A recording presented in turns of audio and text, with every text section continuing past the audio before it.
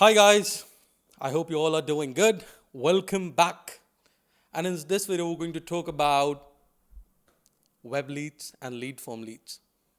This is something that we actually do on Facebook ad. We don't do it anywhere else. Why I prefer web leads over lead form leads, it's just because it's money saving somehow, because every single time the lead is getting in is real on web.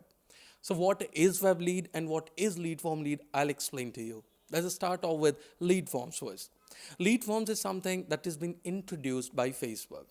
What's going to happen? You see an ad, somebody saw your ad to be very exact.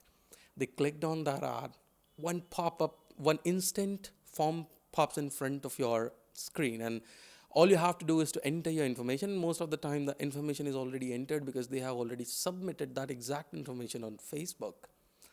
And when it happens is once they submit the form, people we feel that we have generated the lead, we got the lead or anything like that, but when we call them up, there's like 70-80% no answers, invalid numbers or anything like that. Only few numbers actually pick up the phone, they show their vote of interest, but they are not the one you want to get in touch with, because clearly I have seen, once I've generated over 300 leads for one of our client in matter of 1 day, in matter of 1 day exactly. And out of those 300, he only scheduled four showing. And I feel he told me later that none of them actually converted. They are in loop, one converted, but after a few months. Whereas this lead form thing is good because the leads price is very cheap, because somehow Facebook knows it how to show that thing to your possible prospect who is showing their vote of interest in the interest that you have opted for or you have entered in while launching your ads or anything like that. Whereas in your web leads, the funnel leads, when somebody goes to your website, this HLR, the tools like HLR are actually integrated to your web funnel. So what's going to happen if somebody is entering the wrong information, the wrong phone number or anything like that, they won't be able to submit the form. So they have to enter their real information. The number should be active, and the contact details, the first name, last name, their email should be verified or anything like that.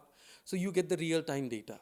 You get the real data, and at the same time, once you start calling them up, the connection rate is good. So this is web leads. So let me tell you something. Web leads are expensive in comparison to lead forms. But to make it really easy, let's say you started generating leads for you got one lead for $4. You generated 100 leads and you paid $400. Out of 400 leads, 60-70% picked up the phone. And these guys are possibly the best guys you want to get in touch with. These guys are coming to your property. They're going to look for other properties or other listings that you have. And these guys are the one who actually convert or anything like that. Whereas in lead form, let's say you started generating leads for $1 and you generated 100 leads for the cost of $100. Simple as that.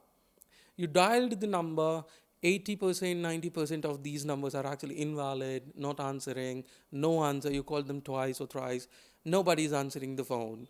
And the information is not so real because, again, the number is being was filled on autopilot, to be very exact, by Facebook.